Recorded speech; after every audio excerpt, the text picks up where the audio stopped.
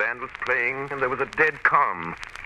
A little after midnight came a strange sound from over the sea, and high overhead the air began to carry a strange, faint, hollow booming. Then, without warning, the tempest broke. A moment later, she crashed. And then a strange thing was seen. She vanished into the night.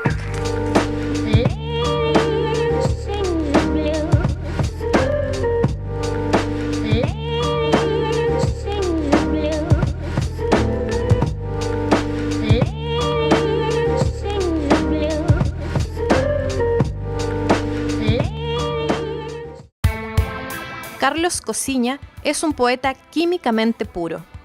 Su ya mítico libro Aguas Hervidas es una influencia fundamental para la literatura chilena post-80. Su vida profesional la ha dedicado principalmente a escribir poesía. Su libro Aguas Hervidas de 1981 es considerado uno de los libros clave en la poesía chilena de la década de los 80. En 2014 obtuvo el Premio Municipal de Literatura de Santiago, género poesía, por su libro Al margen de la propia vida. La más cordial bienvenida a nuestro programa La Palabra, esfuerzo conjunto entre UMAC TV, la Facultad de Educación y Ciencias Sociales de la Universidad de Magallanes, UES TV, UTEM TV, lugar por el cual hoy día estamos también en la Casa Central de la UTEM, en una conversación con diferentes escritores. En esta oportunidad nos acompaña un escritor, un poeta, editor, uno de los escritores, poetas más interesantes probablemente que tiene Chile, y un poeta entrañable para muchos, entre ellos para mí. Así que un gusto tenerte, Carlos Cosiña, aquí en La Palabra. Muchas gracias, me encanta estar acá. Tenemos aquí hoy día una cronología de tu literatura, de la que por supuesto vamos a hablar, pero yo quiero comenzar con un recuerdo. Yo, allá por los años, creo que era hasta chico, vi en una enciclopedia que creo que era la revista Arcilla, ya no me acuerdo bien, una historia de la literatura chilena, y te vi en una foto con Nicanor Parra, donde estás conversando en una mesa muy animadamente. Y quería empezar hablando un poco de eso. ¿Qué significó para tu poesía, para tu literatura y probablemente para tu generación la irrupción de la antipoesía de Nicanor Parra? Y si esa irrupción todavía para ti es joven y tiene toda la vigencia del mundo. No sé si será joven o no, pero que tiene vigencia, tiene vigencia. Ahora, en el caso de mi relación con Nicanor Parra es bastante importante y tiene que ver con una cosa personal, como todo. Y que no se remite solo a esa fotografía ni al nombre de mi primer libro, ¿ya? Es lo siguiente: estando yo en el colegio, en secundaria, en determinado momento, dentro de un texto de estudio de Montes y Orlandi, ya, unas cosas muy antiguas, venía una pequeña antología al final del libro. Y esto estaba hablando de la década del 60. Y había un poema en particular que a mí me llamó mucho la atención, que es Andando por un parque inglés con un angelólogo me encontré. ¿Ya? Sinfonía no me de sé cuna. más. ¿Ah? Sinfonía de cuna. Sinfonía de cuna. Y el leer ese poema, para mí fue un descubrimiento de la poesía en tanto lector. O sea, yo conocía la poesía, había estudiado en el colegio, lo habitual de Gabriela Mistral, de Pablo Neruda, etc. Pero por primera vez me pareció que la poesía podía leerla. No era una fórmula rara, no era una cosa que tenía que aprenderme de memoria para el colegio y para dar pruebas, sino que una cosa que me producía cierta desazón, cierta alegría, una pequeña inquietud, ¿ya? Entonces, para mí Parra es muy importante en esa primera instancia por haberme descubierto que la poesía existía en tanto yo lector. Esto es mucho antes que yo decidiera escribir, ¿ya? O que me decidiera escribir un poco más allá de hacer un par de cosas. Entonces, para mí Parra es tan importante como eso. Para mí antes la poesía era una fórmula matemática, o una forma de química, o era una cosa nada más que eso. Estaba en otra parte. Estaba en otra parte, no estaba en mí. Y ahí al descubrirme como lector, evidentemente la poesía se transforma en algo personal. Que está vivo, además. Que está vivo, que me pertenece, o que yo pertenezco a ella. Yo, siguiendo tu línea, considero naturalmente que Sí. lo de Nicanor Parra es fundamental, es un punto axial. No me cabe ninguna duda. antes y después. Y hay que hacer notar lo siguiente, que esto es la década del 60 y el libro Obra Gruesa de Parra, cuando se empieza a difundir un poco más, es de la década del 50, del 54, 56, por ahí.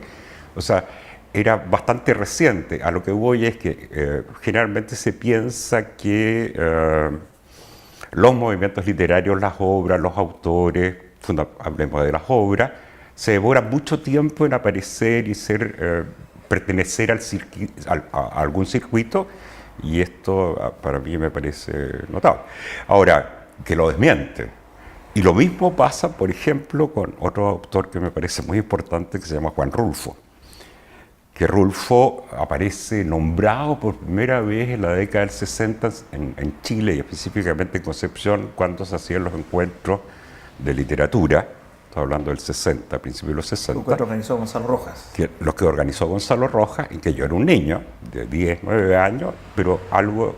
Y ahí ya se nombra a Rulfo, y Rulfo también había publicado sus obras el 56, 57, ya se nombra. Después aparece mucho más fuertemente, pero la obra de Rulfo, que no es casualidad que lo esté nombrando junto con Parra, ¿ya? Por la oralidad. Sí, la obra de Rulfo y la de Parra yo las conocí bastante joven, y que son obras que ejercieron cierta influencia, por lo menos en ciertos círculos, bastante temprano, tomando en consideración cuando fueron publicados, cuando empezaron a circular.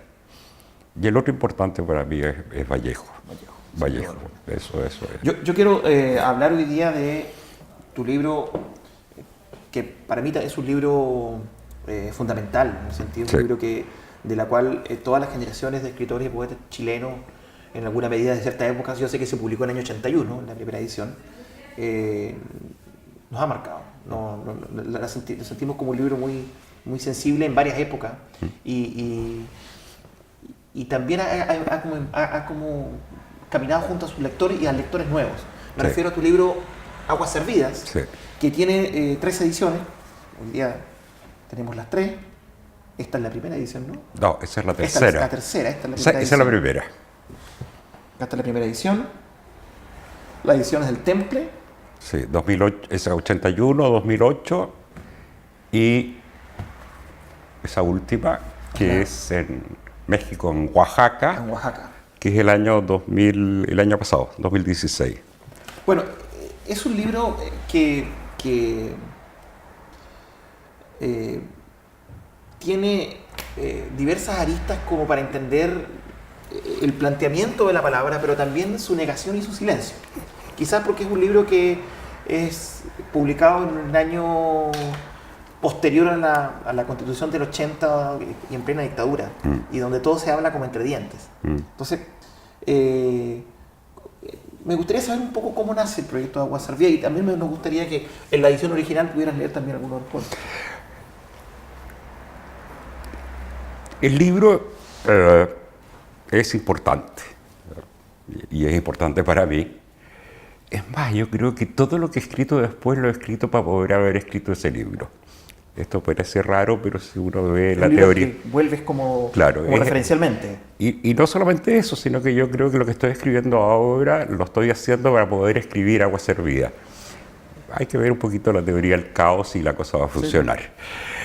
La segunda cosa que llamó la atención o le ha llamado la atención sobre el libro es las innovaciones que hay con respecto al lenguaje, y en determinado momento se me ha planteado que es un libro experimental. Idea que no te gusta tanto, ¿no? Idea que no me gusta casi nada, porque cuando se plantea un libro experimental se asocia a las vanguardias de principios del siglo XX, que tenían un propósito y tenían una declaración, y tú escribías en base a la declaración. Es una cosa Entonces, movimentista, digamos. claro, estoy pensando en el surrealismo, dadaísmo, lo que quiera. Y a mi entender, digamos, el trabajo en este libro, como yo lo hice, tiene que ver fundamentalmente con dejar que la propia lengua es la que te imponga ciertas cambios que no son habituales. Entonces la experimentación nace lo que aparece como experimentación aparece como exigencias de la propia lengua. Esa es la primera cosa. La segunda es que es un libro que, con respecto al lenguaje, se ha dicho que es parte de la necesidad de soslayar la censura, ¿ya? Eso en parte es cierto, en parte es cierto. Sin embargo, yo creo que el origen de estas cosas que aparecen como experimentales, o estas cosas que se manejan de distinta manera, el lenguaje no asociado a lo que habitualmente se entendía como poesía, es una cosa que estaba surgiendo ya antes del golpe militar del 73. O sea, de muchas maneras, la forma de abordar los lenguajes poéticos, incluso la narrativa, ya estaban siendo crisis en términos que el lenguaje, que los códigos que se estaban usando eran códigos que no respondían a lo que se quería plantear. Ya suspensión y cierta problematización de eso. Exactamente. Estoy pensando en obras como incluso la de Millán, por ejemplo, que empieza a introducir ciertos elementos que no son los habituales, yo estoy hablando pre-73, ¿ya? Y junto a ello estaba la obra, ya se estaba empezando a elaborar específicamente en Valparaíso lo que estaba haciendo Juan Luis Martínez y lo que estaba haciendo al mismo tiempo Raúl Zurita. O sea, desde un poco antes y fundamentalmente hasta el año 75, por lo menos yo tenía ciertos conocimientos en ese momento por la internet del momento, que eran cartas escritas a máquina, ¿ya? Ni siquiera fotocopia, sino que cartas escritas a máquina, en que nos enviamos por correo o íbamos conociendo las cosas que iban saliendo. Entonces, efectivamente, después con la crisis que se produce en el caso de Chile, ¿no es cierto?, el rompimiento, el quiebre absoluto de todas las formas sociales, y no solo literarias ni artísticas. Naufraga la comunicación. Naufraga todo. En esa instancia, ¿no es cierto?, evidentemente hay una fuerte contingencia de la censura, pero la censura es la censura en que en determinado momento, a mi entender, el solo hecho de estar vivo y mucho más el hecho de escribir o manifestarse en cosas inútiles ya era una contrasistémica muy fuerte. Era una acción de resistencia. Era una cosa de resistencia, pero esa resistencia nace de las condiciones de vida y no necesariamente de las condiciones literarias. Y eso me parece que es bien importante resaltar, porque muchas veces se asocian estas formas de resistencia solo a la resistencia política, de acción política o de arte. Y resulta que son formas de resistencia de las formas de vida. Entonces, evidentemente, yo quería dar cuenta de lo que yo sentía, lo que yo estaba viendo desde el lenguaje, y el lenguaje me exige que lo cambie porque no responde. O sea, decir la palabra tortura no se refiere a la tortura, no aparece la tortura, ¿ya? Los nombres no son las cosas ni las situaciones, como el mapa no es el territorio, estoy citando. Y en ese sentido, te fijas, aparece como muy extraño el lenguaje, muy fuera de las normas, pero no es la necesidad, no es el deseo de romper las normas como programa, sino que las normas ya no dan cuenta de lo que tú quieres hacer. Eso. Perfecto. Nosotros nos vamos a una brevísima pausa y ya retornamos aquí con Carlos Cosiña conversando esta tarde.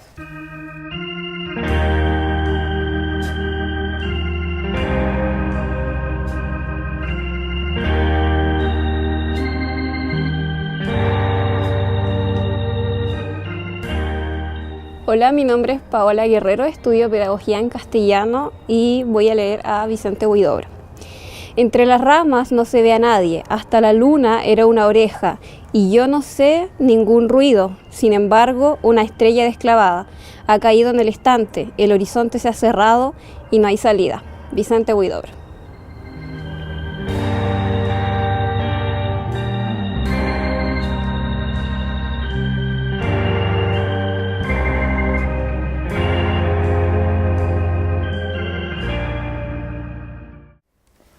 Estamos de retorno aquí en La Palabra conversando con Carlos Cosiña, un un querido poeta que nos ha dejado siempre una obra muy significativa y que ha viajado con todos nosotros. Quiero hacer hincapié en eso, ¿no?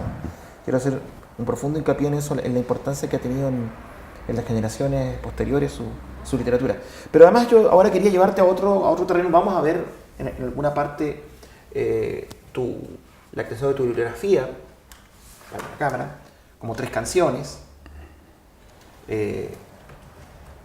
Espacios de líquido en tierra, esta suerte de trabajo ontológico en el fondo, ¿no? Ese libro lo escribí yo entero, sin embargo el libro lo hizo Guido Arroyo. Guido Arroyo, o sea, ese libro es de Guido. De Guido. ¿Ya? Es el editor. Claro, pero Es el editor, escritor. pero él hizo el libro, ¿ya? Y este trabajo que es precioso, además que tiene, me parece que es una edición... 2 ejemplares. 2 ejemplares, una edición más que pequeña. Ya te quiero preguntar un poco sobre lo que hiciste con Poesía Cero, pero yo sé que recientemente participaste, si no estoy mal, en Colombia, en la Orquesta de Poetas. ¿En qué consiste la Orquesta de Poetas? Para que todos nos enteremos en qué consiste. A ver, desde que empecé en la cosa de literatura, yo generalmente me he relacionado con otra gente. No creo que la literatura ni que los artistas tengan que estar cerrados en una sola manifestación, ¿ya? Y hace bastante tiempo, en los 90, me tocó o me vinculé con un grupo que se llama el Foro de Escritores, que es un grupo de gente que toma una idea de Inglaterra, de Bob Cobbins, Sí, fundamentalmente. Gabbins, Felipe Cáceres, me vinculé con ellos porque tenían unas sesiones en que llegaban las personas y cada uno hacía o leía o actuaba lo que quería hacer, y tenía que ver en ese sentido un poco con situaciones de instalación, ¿ya? Y trabajaban mucho lo que se llama la poesía sonora y la poesía gráfica, ¿ya? Se trabajaban mucho esos elementos, cuyos antecedentes son muy antiguos, pero en el caso de Chile tú puedes ver en Huidobro, por ejemplo, y en otro tipo de manifestación, por ejemplo en De Roca, cuando construye esos tremendos libros. Te fijas que en ese sentido también son una propuesta de objeto. Te fijas, si tú sacas ese poema de ahí, sigue siendo muy potente, sin embargo adquiere mucho más importancia. Entonces, la situación en que se desarrolla lo que podría llamarse poesía va mucho más allá de la lectura, a mi entender, ¿ya? Por lo demás, cuando uno lee con todo el cuerpo, ¿ya? Aunque esté solo y con un objeto ahí, uno lee con todo el cuerpo y en situaciones, no es una cosa aislada. Posteriormente, algunas de esas personas crearon la Orquesta de Poetas. Lo que hace la Orquesta de Poetas fundamentalmente es trabajar la poesía y el sonido sin llegar a la poesía sonora y sin llegar al canto. Lo que hacen, ¿no es cierto?, es verbalizar con sonidos, con instrumentos, con música, algunas algunos poemas, algunos escritos, algunas finalmente construcciones de palabras. Y en el caso de la Orquesta de Poetas, que han trabajado con varios autores, Drummond de Andrade, por ejemplo, lo toman y hacen una versión. En determinado momento tomaron un texto mío que pertenece a que pertenece a Plagio del Afecto. No pertenece a Plagio del Afecto, dice, a veces cubierto por las aguas, ¿ya? Que es un texto que yo tengo en internet, que construí para internet, ¿ya? O sea, lo construí pensando que el soporte era internet y no necesariamente el papel, o lo que se llama libro, y lo tomaron y le pusieron sonido. Y lo que hago yo ahí, lo que hacemos, es que ellos introducen básicamente sonidos de agua, con una palangana, con botellas, qué sé yo, y yo empiezo a leer textos al azar de ese conjunto que se llama A veces cubierto por las aguas, y ellos van con eso, con un deformador de voz, lo graban y van armando una situación que es una situación sonora.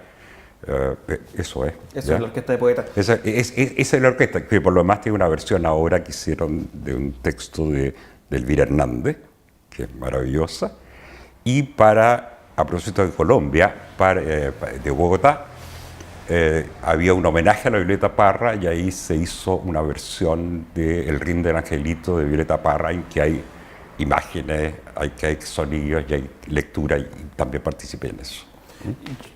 Quiero volver hacia atrás, Ya.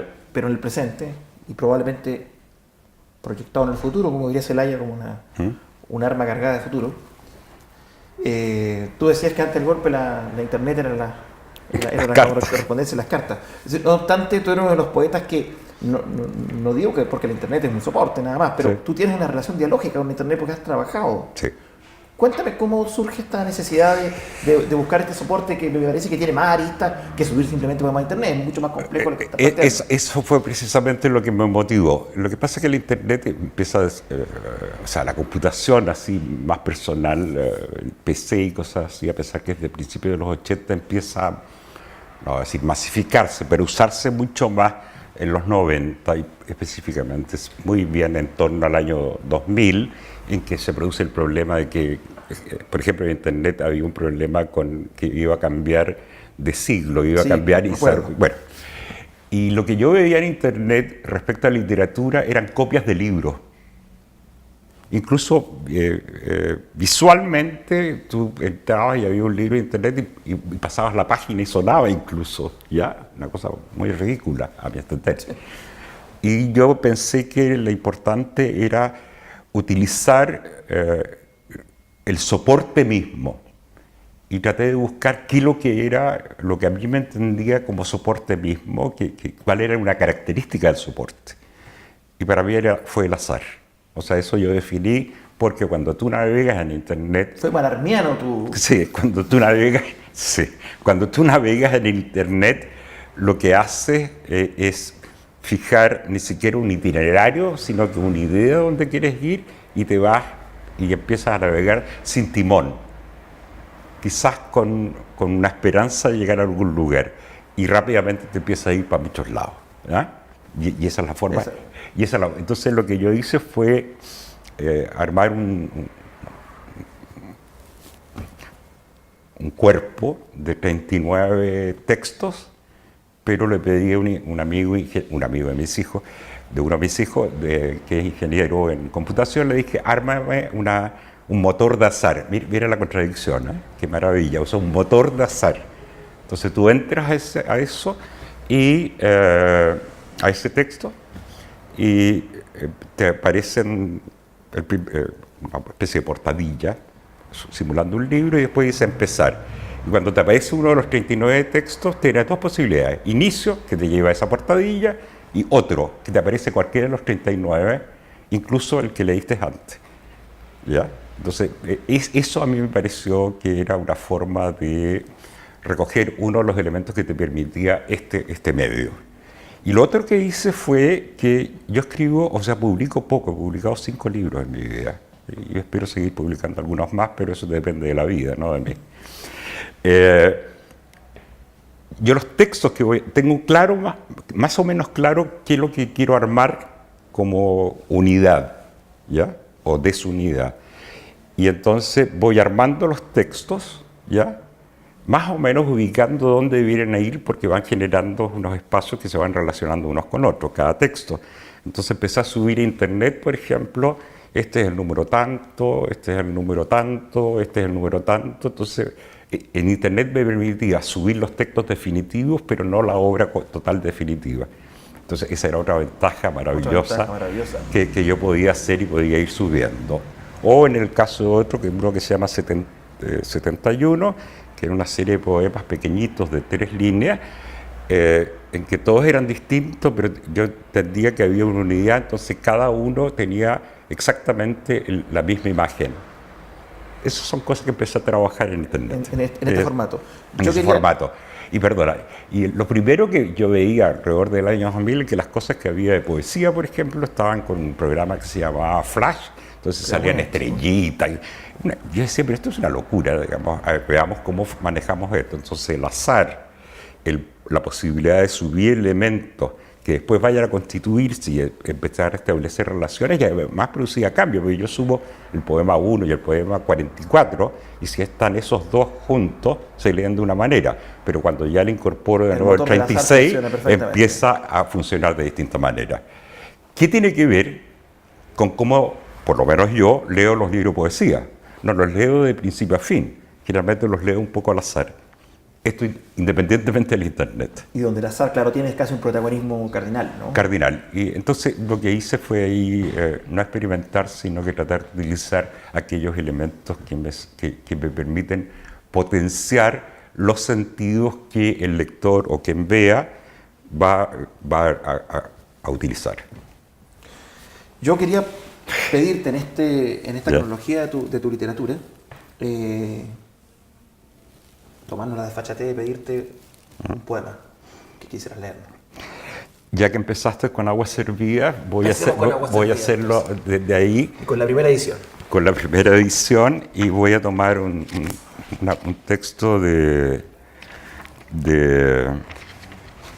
la última parte, que se llama Histórica Relación, que algo tenía que ver con lo que estaba ocurriendo con ese tiempo. De cuyo nombre no quiero acordarme. No, yo me quiero acordar. O sea, no es que me quiera acordar, simplemente el recuerdo siempre uno lo construye del presente. O sea, no hay, el recuerdo nunca está atrás, el recuerdo siempre está en presente.